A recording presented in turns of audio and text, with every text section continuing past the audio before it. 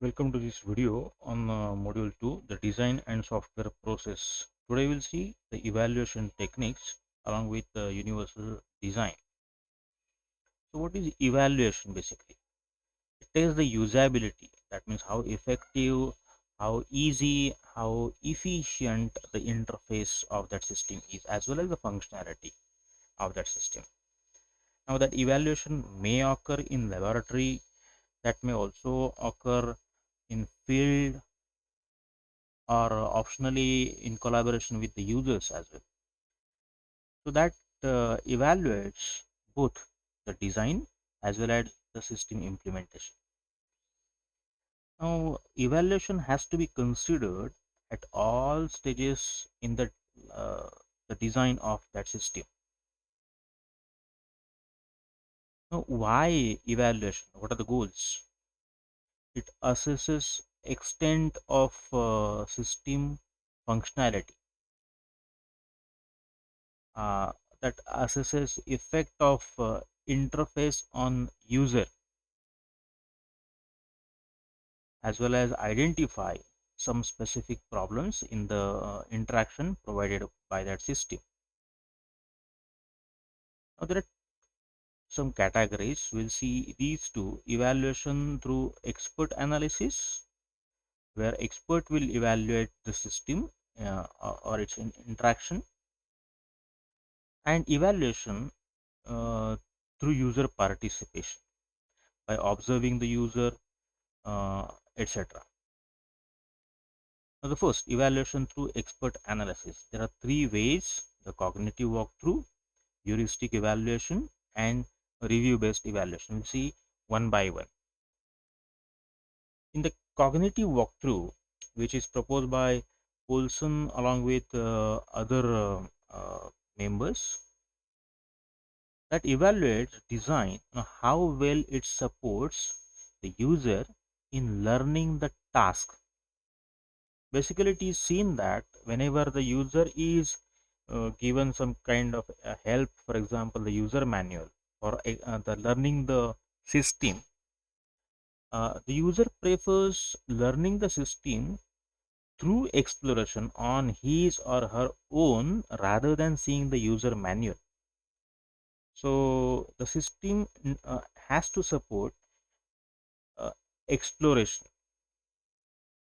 Next is, this is usually performed by some expert, which are expert in cognitive psychology.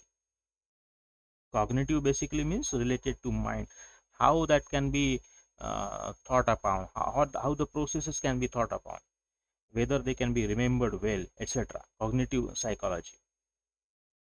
Now in this particular cognitive walkthrough, the experts will walk through the design, that has to be walked through, not walked through. So experts walk through the design to identify some potential problems using the psychological principles. Now they may use the evaluation form, which will record of which parts of the interface characteristics are good and which others are bad. That will be eventually used for analysis of the system interaction. Now for each task of that walkthrough, uh, it will consider what impact will interaction have on the user, what cognitive processes are required, what learning problems may occur. Now cognitive has to be taken with relation to cognitive processes. For example, whether the user need to remember many things, whether user has to recognize or recall something like that. So this is what is called as cognitive process. So this analysis, which is done afterwards, which focuses on goals and knowledge. Does the design lead the user to generate the correct goals? Whether that system has got the interaction abilities which help the user to achieve the goals which he or she has set initially. So that is what is analyzed. Next is heuristic evaluation, which is proposed by Nielsen and Mulch. So here some usability criteria, which are called as the heuristics, are initially identified. So along those criteria or against those criteria, the system interaction will be tested. For not for all the criteria, some certain predefined usability criteria will be identified, against which the system will be tested. So the design is examined by the experts to see if these are the some of the heuristics which have been just identified, if all or some of them are violated by the system interaction. So the example heuristics can consist of the system behavior is predictable or not, system behavior is consistent or not, whether the feedback is provided or not, like that.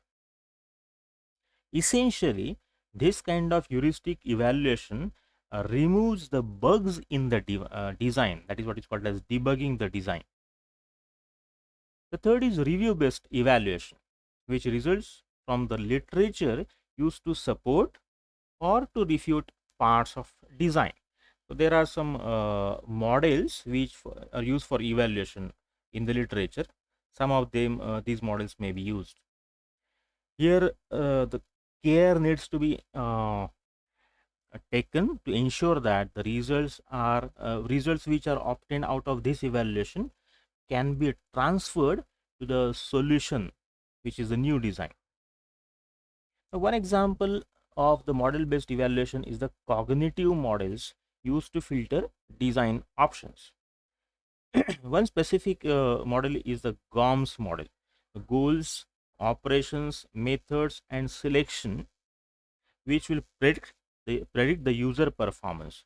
What was the user goal? So for that particular goal, how many operations, what particular operations were possible, which methods and selection criteria the user has to achieve those goals. So if proper operations, corresponding operations, methods and selection methods were available, the goals could have been achieved with anticipated performance. So that kind of prediction can be done. So this is what is called as the cognitive model. So that may filter the design options. This can be taken, this cannot be taken. Moreover, the design rationale can also provide useful evaluation information. For example, why a particular functionality was set that way. Now, that is dependent on the design rationale, the logic, the information of why, for example, the GUI was selected for the interaction, or maybe the CLI was selected, or maybe the both were provided. Now, evaluation through user participation. Here, the user is observed, is interrogated, for example, to check whether the interaction is usable to that user. Now, different ways are possible. We'll see one by one. The laboratory studies, the one way. Here, the advantages are, in case of laboratories, basically the system interaction will be checked against the usability. So in laboratory, obviously specialist equipments will be available. There will be no interruption in that particular environment that may be there in the actual user scenario, usage scenario, you can say. But there are some disadvantages. The obvious is the lack of context. The system which is to be used in a particular location with its associated context, for example, there may be multiple people surrounded, the system may be surrounded by multiple colleagues of the user, which may give rise to some kind of noise.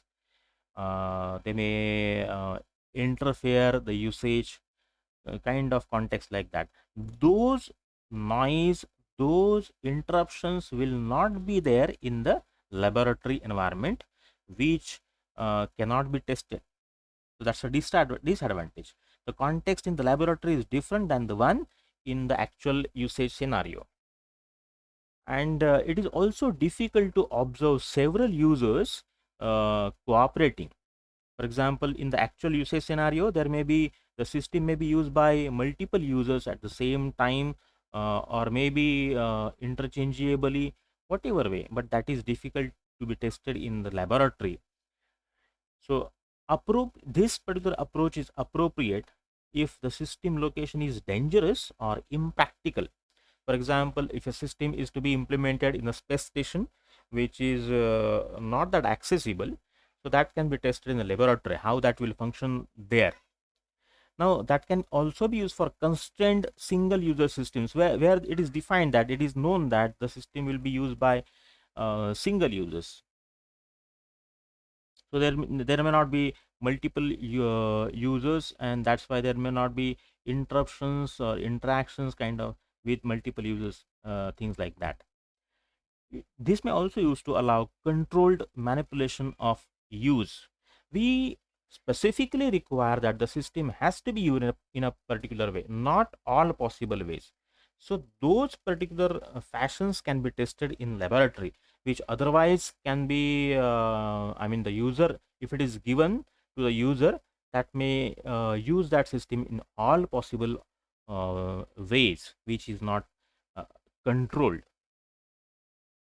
Next is field studies. Here the system is tested, evaluated by actually visiting it working on the field, that particular environment. So the advantage, obviously, it's a natural environment of that system. For example, if the system is to be used in a factory kind of thing, so how that temperature, surrounding noise, the number of users available there will impact that system. Natural environment can be tested. Context, obviously, is retained. Now there may be the sense that people using or the users using that system may have kind of sense that somebody is observing us, and that's why the interaction may not be that natural, but context is retained.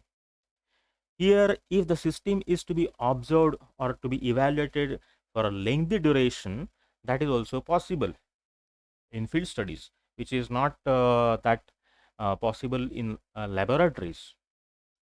Now, there are some disadvantages as well. There will be obvious distractions as other systems, other users are working. There will be noise, obviously, and this type of evaluation is appropriate where the context is crucial for longitudinal, lengthy studies. The interactions, interruptions, noise, etc. are to be tested. How they will impact the system in its usage, that has to be very much important. If that is to be evaluated, the system has to be tested in the actual field, not in the laboratories.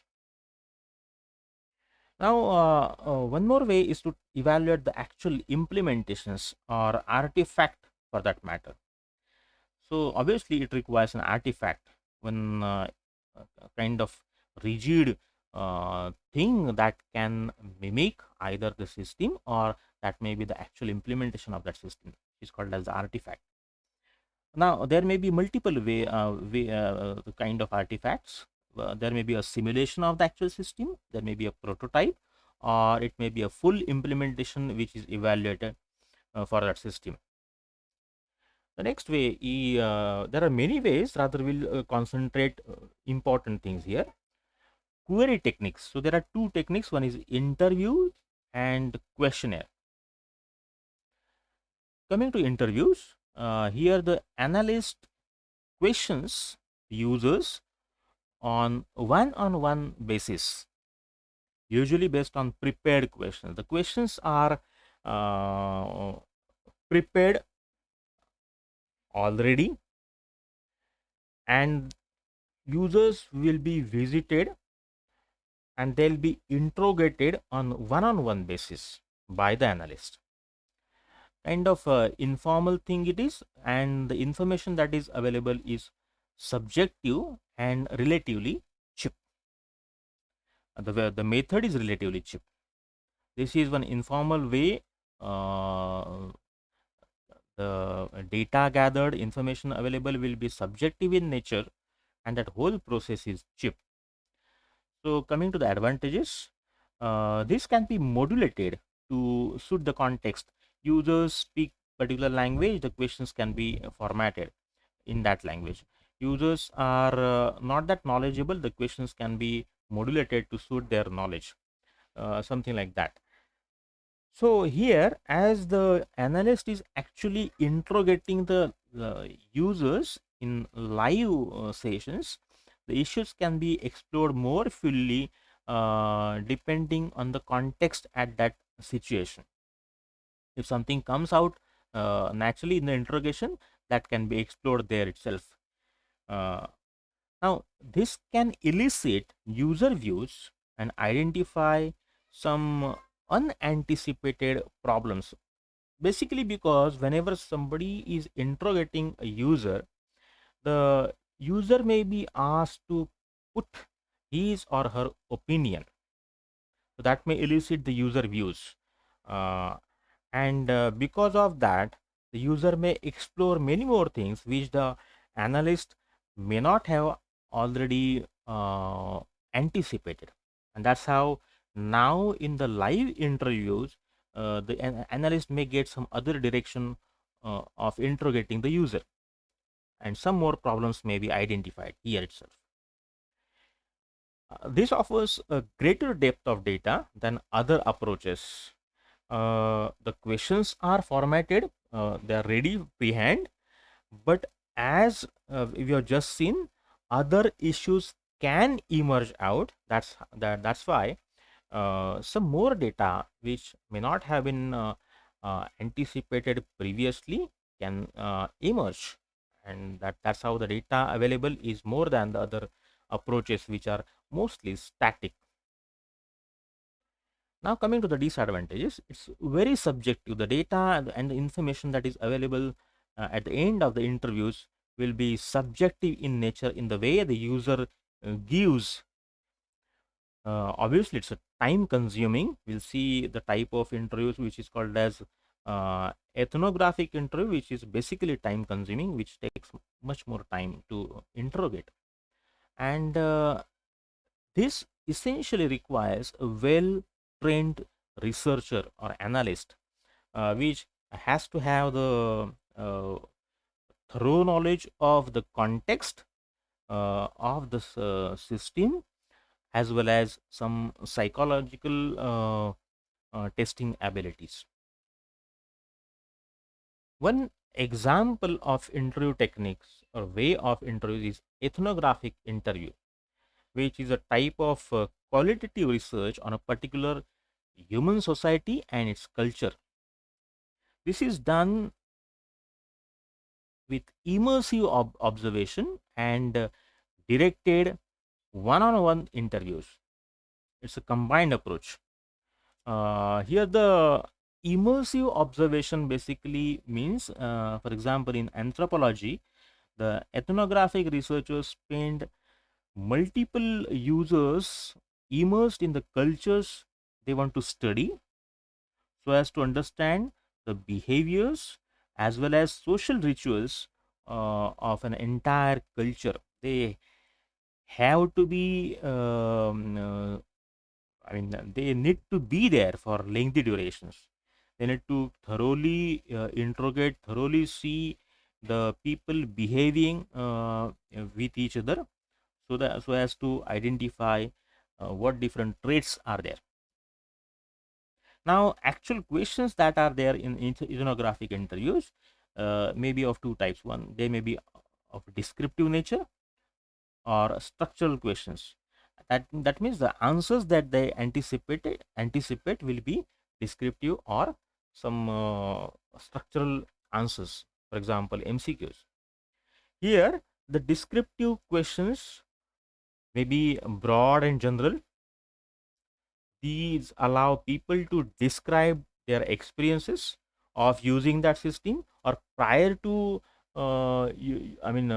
using that system with some other methods, their daily activities they perform, the objects and people which are associated in their daily lives. The structural questions used to explore responses to these descriptive questions we have discussed before. So there may be some kind of uh, MCQs to support these structure descriptive questions. A question is, which is the next way. Here, a set of fixed predefined questions are given to the users. The advantages being it is quick and reaches large user group. You can simply form a Google form containing the questionnaire, and you can send to multiple people over email or other media. It can be analyzed more rigorously as the questions are fixed. Their answers will be can be analyzed more rigorously. The answers are anticipated to be of objective nature, and that's how they can be analyzed more rigorously. Disadvantages: it is less flexible. The flexibility which was available in ethnographic interview of tilting the questions, of asking more relevant questions depending on the context, different context coming out in the interrogations, that is not available here. It's less probing because only because of the same reason there is no live analyst or interrogator asking the questions, so the predefined questions can only be asked. These questionnaires basically need careful design. The analyst has to first identify what exact information is required out of that questionnaire. Uh, the analyst has also to know and format the questions so that the answers can be analyzed well. So whether the specific answers are required or the answers can be descriptive, for example, based on that the answers can then be analyzed. Now there may be different styles of questions. There may be general questions which are focusing on the user's personal info, for example, the age, ethnicity, the regional info, is background of using the system, prior to using the system, the user's position. The questions may be open ended, uh, which may seek users unprompted opinion. What is the user's opinion which is not influenced by the interrogated? His own opinion, his or her own opinion. The answers can be subjective here.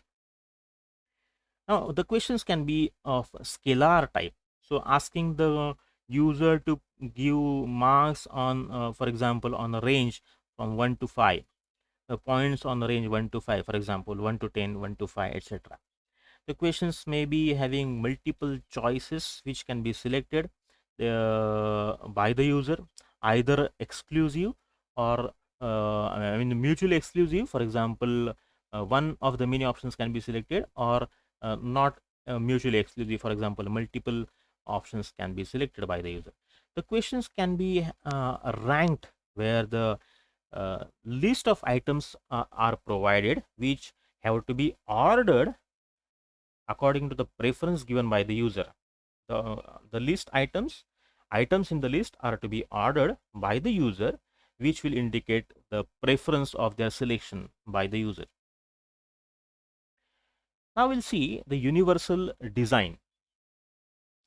Here, the North Carolina State University has designed some 7 principles for universal design. The essential aim of the universal design has to be That's the system or the interaction provided by the system has to be uh, usable to all kind of users which may be having different abilities. So these are accordingly drafted. The first is equitable use. Now, as just said, the design has to be useful to people with a range of abilities, and that has to be appealing to all those such kind of users. No user is excluded. Whenever possible and wherever possible, access should be the same for all such users. Where it is not possible, some other means of access to that system should be provided. Essentially, no user should be left out using the system. Next is flexibility in the use. Flexibility pertains to whether the system can be used in multiple ways. For example, uh, preferences may be there. I may be able to use through some wizards. I may be able to use that system using some commands, for example. Maybe you able to use that system using some GUI or CLI, for example. So there are different ways in which the system can be used, and if that is there, that the system is said to be flexible in use. The next is simple and intuitive to use. Regardless of the knowledge, experience, language, and level of concentration of the user, the system should be usable to the user. Basically, it has to be simple, and then it will be usable to the user in that context. Now, the design needs to support the user's expectations of for reaching a particular goal. What different operations, what different tools may be available, and accordingly the operations and the tools, at least the similar operations and the tools have to be present there. It should not be unnecessarily complex and should be organized to facilitate access to the most important areas. For example, the menu should be having frequently used items in the beginning, in the left, for example. The next is perceptible information. That means whether the information presented by the system is perceivable by the user or not. For example, if only auditory, in the case of only audio information, for example, for notification, only beep is presented. That beep is transient, that may not be remembered by the user. So, notification containing the text along with the beep is presented. So, user will be instantaneously notified with the help of beep, and the textual message will remain there for a relatively longer period, that can remind the user over long duration that particular thing has happened. So user can perceive that information feedback provided by the system.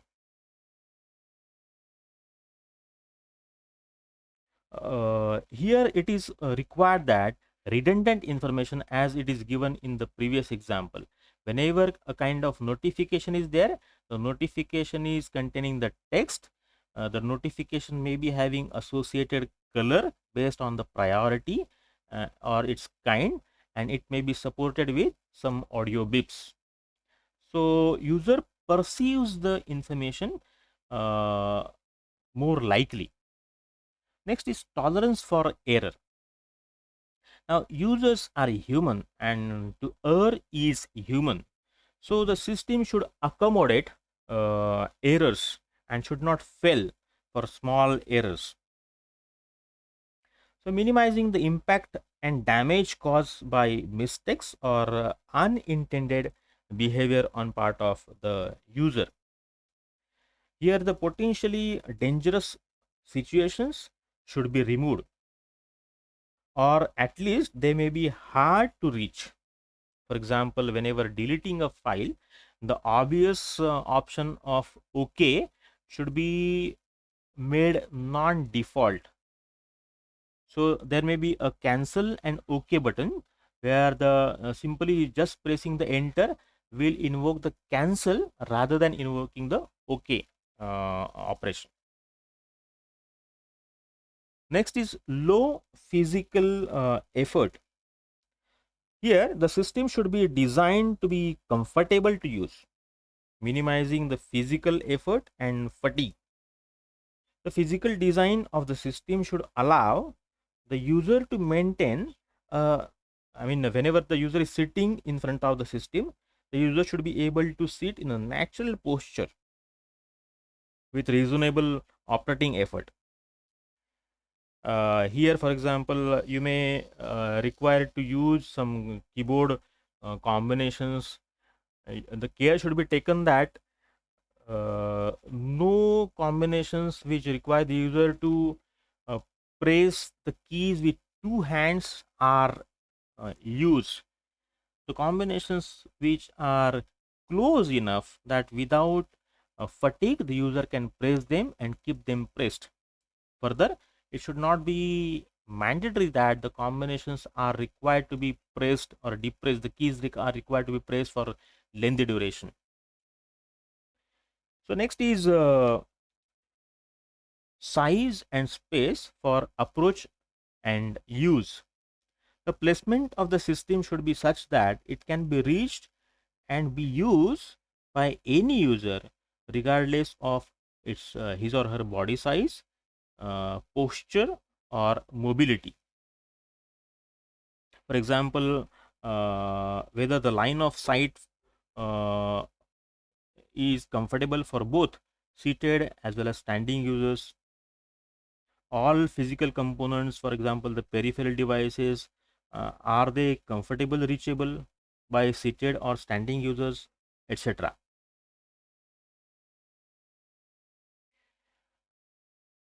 Now we come at the distinction between first the multi-sensory systems. Here we use or we have the capability to sense multiple channels of interaction. For example, there are sounds, text, hypertext, animation, video, gestures, vision, etc. Now, these may be used in a combined way in multiple applications.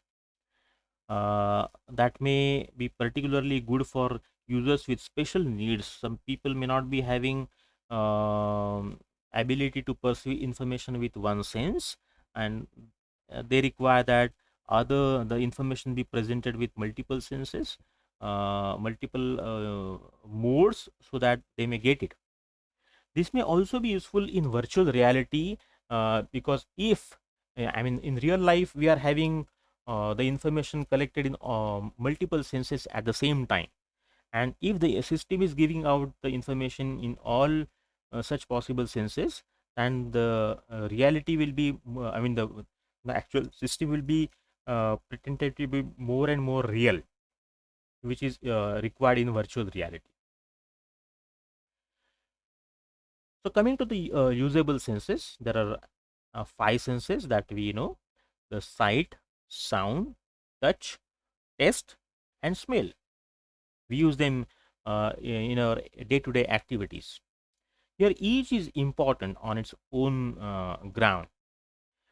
Taken together, they provide a full interaction with the natural world, as we have just seen in the case of virtual reality. Now, coming to computers, if all the senses are used, ideally they should be used. But computers rarely offer such a rich interaction consisting of all the senses together.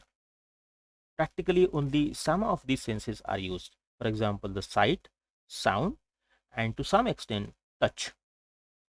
We cannot yet practically use the taste and smell outside laboratories. Now we'll come to the distinction between the multimodal versus multimedia systems. First, the multimodal systems. Uh, Here we use more than one sense, which is basically mode. Sense is taken to be a mode of interaction. For example, at the same time, two senses or two modes of interaction may be used. One example being a text processor may speak the words as well as echoing them to the screen. As the words are being typed onto the screen, they are obviously seen, and that is the visual sense, and they are also spoken by the system, and that's how it is the oral sense. So these two senses or modes of interaction are used simultaneously, which is called as multimodal systems. Now we already know what is called as multimedia systems, where a number of different media can be used to communicate information. For example, in the case of visual mode of interaction, there may be video, animation, text, and still images presented simultaneously. So there are multiple media are used, but they all use the same mode, which is visual sense, visual mode of interaction. Now we may use, for example, uh, different mode, for example audio mode, the oral mode, where there may be different sounds, for example pertaining to speech and non-speech. What we speak, that is speech sounds, and what humans cannot humans do not speak, rather they are the mechanical or machine sounds, for example clicking sounds. So they may be used here. Once again, a different mode is used, and different the oral mode or oral sense is used along with two more media, speech sounds and non-speech sounds. One more here, previously we have seen multimodal. In the multimedia, we have seen that the mode is same, either visual or oral, but there are multiple media use. So we need to be able to differentiate between multimodal and multimedia. Multimedia does not necessarily mean that there are multi modes being used. That is very important. Coming to speech, now as human beings, we have been very uh, fluent in using the speech ability. From our childhood, we have been speaking, and we are having the flexibility of tilting the voice the way we want.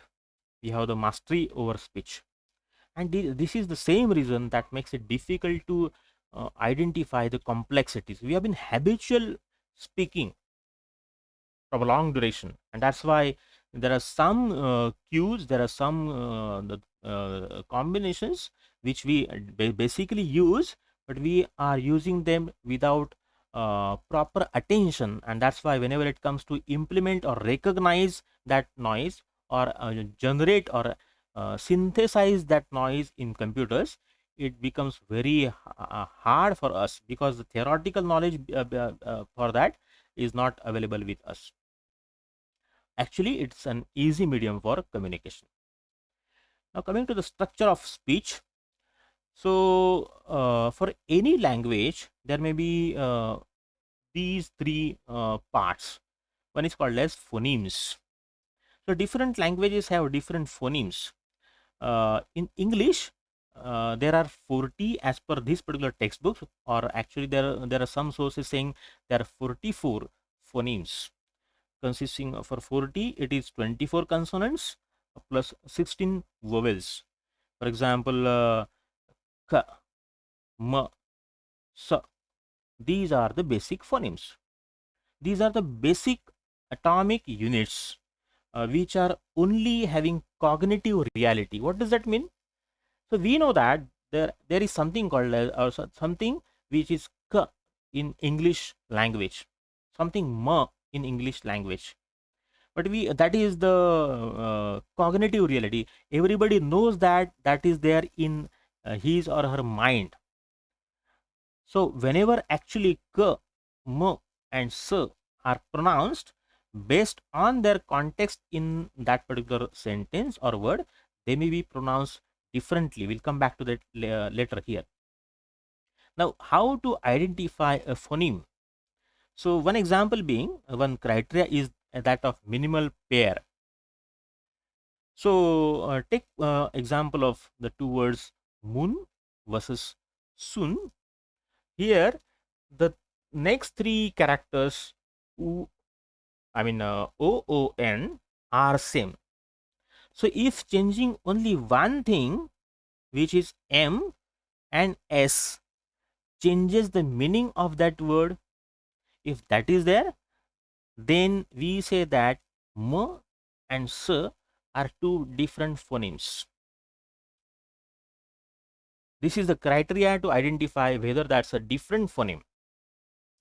So this is one example, moon and sun. The remaining characters or part of that word is same. Just changing that particular phoneme, that particular thing, the meaning of the words changes. That is what is called as a minimal pair. Now, allophones. Now, allophones are the way in which the phonemes are uttered with differences in their sound, so that different sounds can be heard of the same phoneme. These are called as allophones. All possible ways in which that particular phoneme can be uttered. So, for example, for a phoneme k, the k in kite and sky is pronounced differently. The native English speaking people will utter the k as kite, where the puffing sound is obvious or it is observable. It is k is actually, the k is actually spoken as k, and the same k in sky is not, is simply sky k, whereas in kite it is kite. So there is a difference in the pronunciation. So in this way, a particular phoneme may be uttered differently depending on the context with reference to other characters in that particular word. It's a physical reality. It has got a certain physical wavelength for that particular phoneme, that particular allophone. They may be they are between 120 and 130 in English language. Now, whenever these allophones are taken in a particular order, they form what is called as morphemes. These are the smallest unit of language that has meaning. Now, this is in contrast with phonemes that don't have any meaning associated. K has got no meaning, whereas morphemes, these are once again the smallest unit, as like phonemes, but morphemes have got some meaning associated. That may be a word or a part thereof. Example for morphemes is one word called as unbreakable. Here there are three parts of that word: un, break, able, where un is one morpheme, break is one, and able is one more morpheme, each of which has got its own associated meaning. So un is not a complete word, even though it has got associated meaning of changing the meaning of the next word as opposite: breakable, unbreakable. So there are other terms. One is called as prosody. This gives the richness to the language in the sense that simply altering the tone and the quality of particular phoneme or allophone. Here we should use allophone. Alteration of that the tone and quality of that allophone will give uh, different meaning, different context, different meaning to that particular word or sentence. For example, whenever we are asking a question, we increase the pitch at the end. I eat a mango. Do I eat a mango? So there is one increased pitch at the end of that question. So variations in emphasis, stress, pauses, and pitch, uh, these are called as the prosody. Basically, they will give more meaning to the sentences. They will make the language complex. The same particular sentence with different variations in emphasis, stress, pauses, and pitch may give different meaning. The next is co-articulation. So, whenever we speak, basically the physically vocal tract, mouth, and nose is used. So, depending on the person, there may be variations in the utterance of the allophones.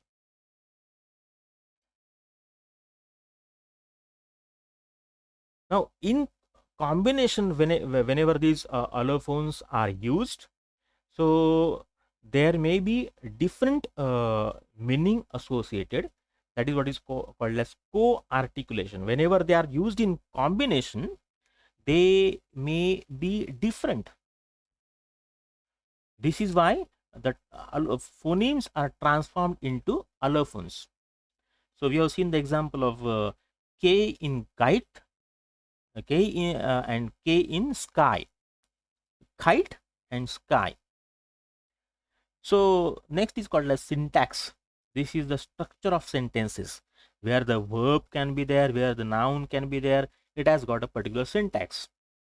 And other than syntax, the languages have semantics. The sentences are having semantics. For the same syntax, there may be multiple meaning depending on the prosody and co-articulation. Now, due to this variety and prosody, uh, because different people speak differently with their different accents, intonation, the stress, etc., the syntax of semantically similar sentences may vary sometimes. There may be background noises while the people are speaking. People often use things like or are. That's why words only are not enough. Semantics is also needed.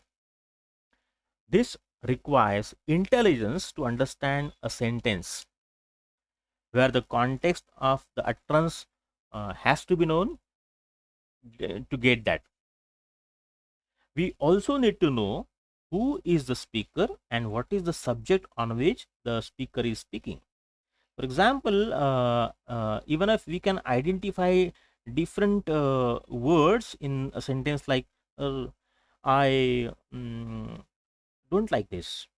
Here, and are identified, they are recognized, but it is known that in this particular sentence, these two words and are fairly useless. Next, we see the phonetic typewriter. So, in basically English, we have just seen that the example of the kite and sky, where the same k phoneme is spoken in a different way. So, in English, the same phoneme has got different allophones, whereas in the case of Finnish, which is a phonetic language, which is written as it is said. If it is if for example the kite and sky, there will be different uh, characters for that k phoneme. So it is designed to produce the typed output from speech input in the finished language. This particular typewriter uses a neural network which is trained on one speaker, and that can be generalized to others as well. Here the neural network is trained to cluster together similar sounds, which are then labeled with the corresponding characters. For example, the k and k can be identified differently. When the recognition occurs, the sounds uttered are allocated to the closest corresponding output, and then the character for that output is printed. Now, this particular requires a large dictionary of minor variations to be able to be generalized for multiple users, because each of the user has got its own physical abilities and disabilities, and that's why the way in which that person utters some allophone may be different, and that's how a noticeably poorer performance is seen on such speakers which have not already been tested, or the typewriter is not trained for those speakers. For those such speakers, the typewriter will have poorer performance. So this is how the phonetic typewriter looks like. The input is the speech and output is the finished text.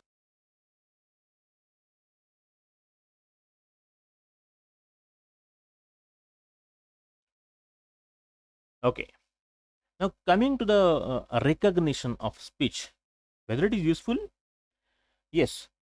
For single user or limited vocabulary systems, for example, in the case of computer dictation, we speak something and the computer, we means the single user is speaking something, and that's how we have got the same way of speaking, and the vocabulary is also limited. We speak a particular set of chosen words or sentences, then that can be used in for example in computer dictation, where open use, that means multiple users can speak, but the vocabulary is limited.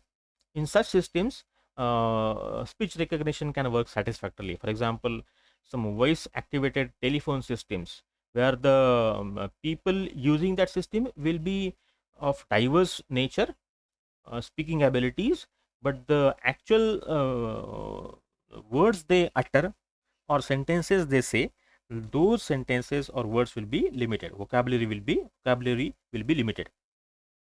Now, for general user and wide vocabulary systems, there is a still problem. It has got a great potential, however, when users' hands are already occupied. You are driving, you are busy in manufacturing, then it becomes easy for you to give input to the system by speaking. Now, for users with physical disabilities, it comes as an aid. They can simply use voice input. For lightweight mobile devices, which are having less space for the actual full-fledged keyboards, it also becomes useful. The other part of speech, we have seen speech recognition. Now, how to synthesize, generate speech.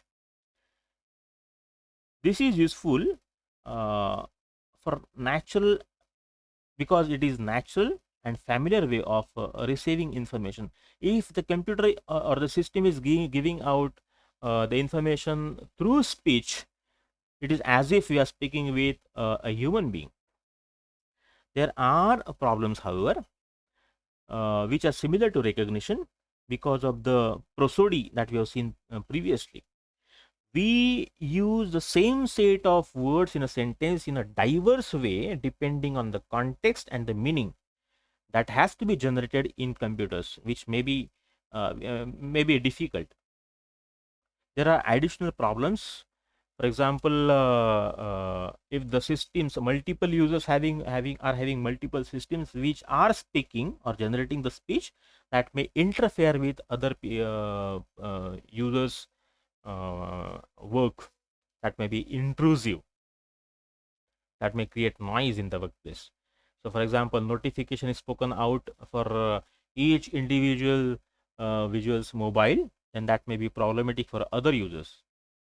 Now the transient nature of the speech, that becomes harder to review and browse.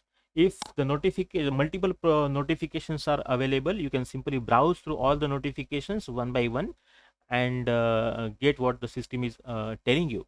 But if that has been done through speech, that is transient. It will simply speak, the system will simply speak, and the notification will be gone. It will not be persistent. That's a problem. Now this is successful in certain constrained applications, when the user is particularly motivated to overcome such problems that you already seen, and the speech has few, or the user has only few alternatives.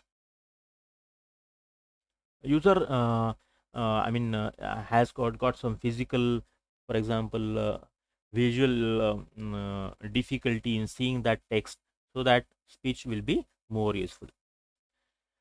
Examples include the screen readers, where the textual display is supported by the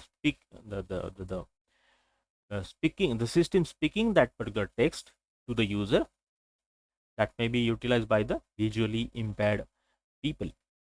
Warning signals, when the spoken information uh, sometimes is presented to pilots whose visual and haptic skills are already fully occupied. The pilots are seeing a vast array of information. The visual skills are full. The haptic, they have got multiple controls with their hands. So if one more kind of data is coming through all those senses only, the visual and haptic sense, then they may not be able to get it. So it is better to give that information through the audio sense. Now non-speech sounds, the bangs, squeaks and clicks of different devices, these are called as the non-speech sounds, which are generally the human beings will not utter. They are commonly used for warnings and alarms. So there have been evidences which show that they are basically useful. They are not just one extra thing, they are useful. Whenever a typewriter is typing something, and the typing sound is present, then there will be few typing mistakes with uh, key clicks. If one experienced gamer is playing one game and there are supported sounds in that game, that gamer will make less mistakes. There are some constraints for other modes of information which are not there in these non-speech sounds. They are language and culture independent.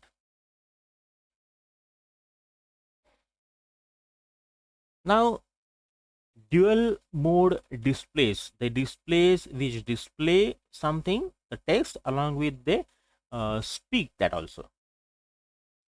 So the information presented is supported by different sensory channels. That makes the information to be redundant. That means a textual information along with the audio information. That will basically aid in resolution of ambiguity in one mode through information in other. For example, if the beep was there and the beep is forgotten, there is some textual notification which is present, which can then be seen. Now it's good for transient information, as you have just seen. The information that may be just displayed when box comes and dialog box comes, and that is gone. So if that is supported with some audio bip, that may aid the user to identify that, know that. That may be good also for background status information. For example, the sound can be used as a redundant mode in the Apple Macintosh for any user action, file selection, that may be active, disk is inserted, whatever it may be, we can have a different sound for that particular action. The next way in which audio sense can be used to convey information is auditory icons. Here we use the natural resembling sounds to represent different types of object or action. So natural sounds have associated semantics which can be mapped onto similar meanings in the interaction. For example, you are throwing something away. For example, you are deleting a file, you are moving a file from one location to another. For that throwing action, we can use the sound of smashing a glass. Now the problem here is that not all things have associated meanings. Now you want to move a file and you want to copy a file. In what different ways this can be presented using sound, that is not that clear. Now additional information can be presented. Muffled sounds if object is obscured or action is in the background. So that will give something. In the case of 3D, we know that if the person is standing at one direction and the sound also comes from that direction, that gives a sense of that the person is standing at that particular location. Muffled sound gives one indication that the object is hidden behind some other objects. One example is the Sonic Finder for the Macintosh. Here the items and actions on the desktop have associated sounds. Folders have papery noise as that is available when we use papers. Moving files can be denoted by generating a dragging sound while the file is being moved. Now copying and moving are similar actions, and that's how what sound to be presented. Here one sound of a liquid being poured into a receptacle can be used, which has got rising pitch, which indicates the progress of the copy. To indicate the size differences in the file, big files can have louder sound than the smaller ones. The next way in which information can be presented through the oral sense is ear cons. We know icons, which are the image representations of certain objects. Now ear cons basically use the synthetic sounds to convey information. The structured combinations of notes, which are called as motifs, they represent actions and objects, as we can see in the example below. These motifs are combined to provide richer information. So there are two ways. One is called as compound ear cons and family ear cons. When motifs are combined to in such a way that compound actions can be represented, these are called as compound ear cons. For example, one complicated action like create a file, where there is one motive for create action and one motive for file. The create may be having a note which is getting louder, indicating the creating action, and the file object may have an associated ear con or motive, for example high and low note. So whenever we want to mean a compound action, for example create a file, So these two motifs for individually create and file can be combined, which will now indicate the file is being created.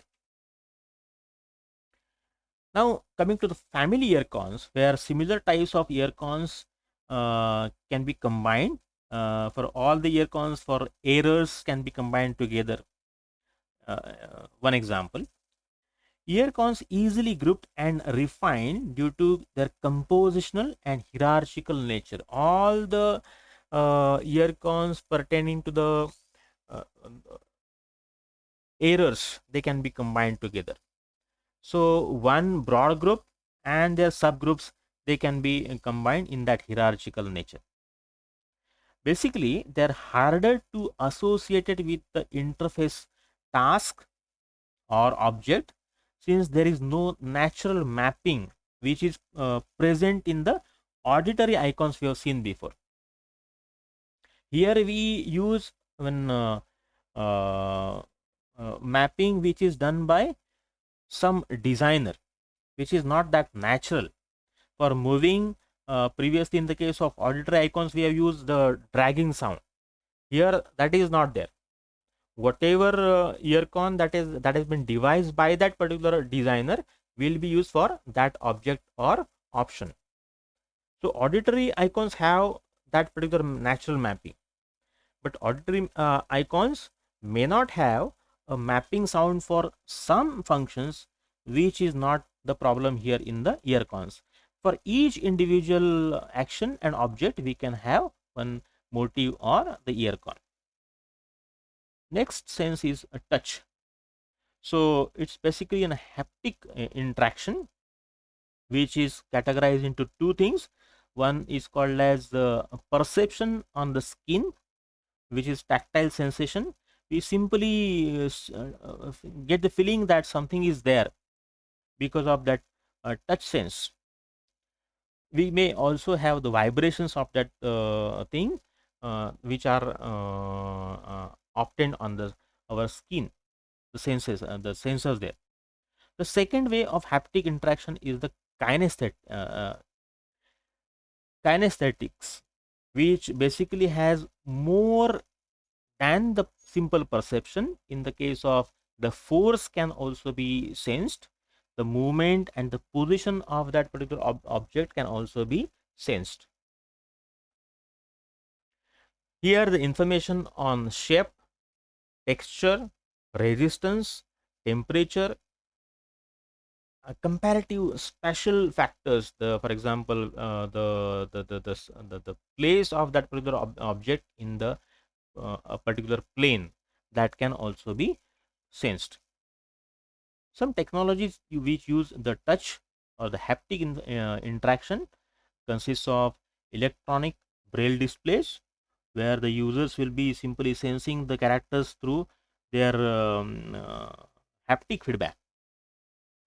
Force feedback devices, for example phantom, which use the resistance as well as texture of the information that can be sensed by the user. The next way of interaction is handwriting recognition. Handwriting we use in our day-to-day life.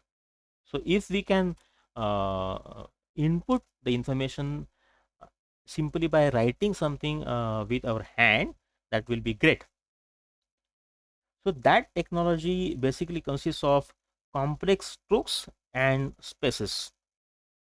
When we write something, it will have different strokes that will also have some spaces within. Now essentially that is captured by digitizing tablet, where the strokes which are generated while writing some text are transformed into a sequence of dots. Here you can have larger tablets which are suitable for digitizing larger things like maps and technical drawings, or we can have smaller devices which basically can incorporate thin screens in addition to display the information, in addition to the text sensing ability. We have got PDAs, you have got tablet PCs. So they basically have the ability to sense the handwriting, and they will be also having a thin screen to display what is that is just sensed. Now there are some problems because of personal differences in the way we form letters. When human beings write the textual information, the way we combine two or more characters, and that combination may give some different way of representation of that particular character. So that is what is called as co-articulation. Whenever multiple characters are combined together, their natural form may be changed. That is co-articulation. Using that thing in combination changes the way of its individual use. So in cursive writing, you might have seen that the independent letters, uh, as they are seen, they may be represented somewhat different in the cursive writing. So there are some breakthroughs though. We can use the stroke in addition to the bitmap image. Some harder strokes, less harder strokes can also be identified. There is one special alphabet generated, the graffiti on the Palm OS, which can be seen in this diagram. So the normal letter A is represented by this graffiti. For example, it is more obvious in F. You write something like this, just a stroke towards left and then down, that is identified to be F. The current state of handwriting recognition is that is usable, that can be used without giving any training on part of user. But due to the limitations with respect to, for example, the speed difference, the speed at which it can be recognizing, or there the error rate, many users prefer the keyboards over handwriting recognitions today as well. The next way of interaction is gesture. The applications include the systems, put that there form of systems, where you can simply dictate the system to put an object in a particular place by having a gesture. The people using sign languages, for example, the people hearing impaired people, they use a sign language. They can also use gesture.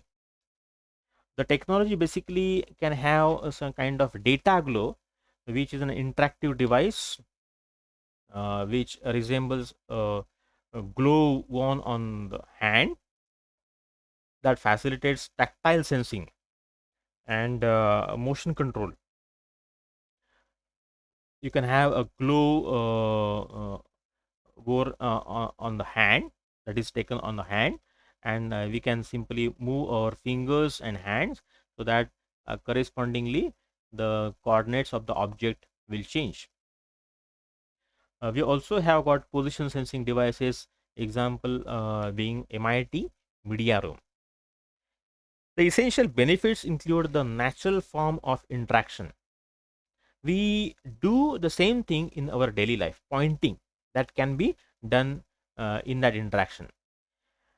This can also aid the communication between the signing users, the users using gesture language as we have just seen, and non-signing users. They can both use the same way, gesture.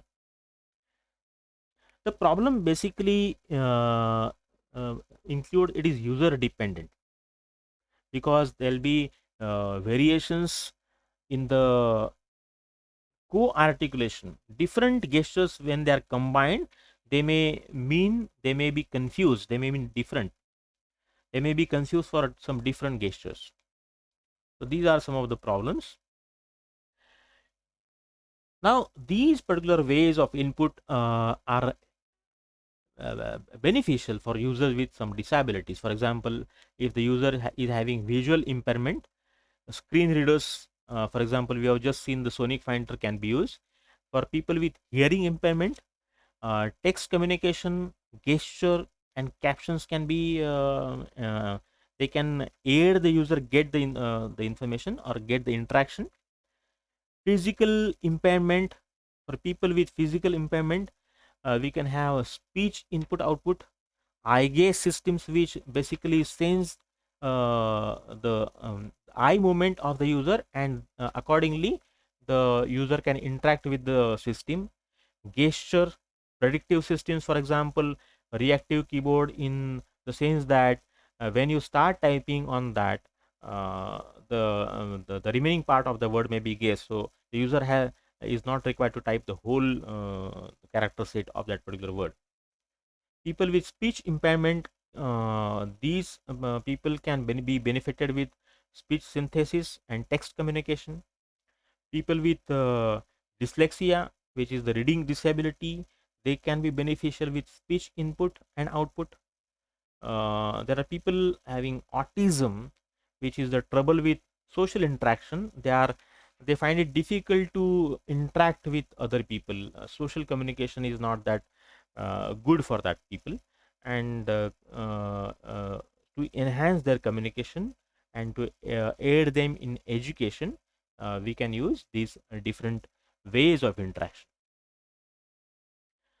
So if you consider different types of users of a system, there are different age groups. Older people, they may be having disability in aids, visual disability, for example. So disability aids, for example, we have just seen some examples like Sonic Finder, memory aids, communication tools. These additional things can be used to prevent their social isolations. Otherwise, they may be left out of using that system. That will not be there. Children, if you consider children of, uh, there'll be appropriate input output devices presented so that the children can also use the system. They can be involved in the designing process to find out how they anticipate how or which different problems they face in using that with the given set of interactions. There are cultural differences as well. Nationality, the generation, gender, race, sexuality, class, religion, political persuasion, these factors may influence how the interaction is taken to be usable, or that may not be usable. For example, people may find a language of that interaction difficult to be used. They have got different cultural orientations, so the same symbol may mean different things to different people of different culture. A particular gesture or color may also have associated different meanings with different people. So in this way, we have seen that we should design a system with taking differences in the abilities of the user, so that the system ultimately becomes usable to possibly all kinds of people. So thank you.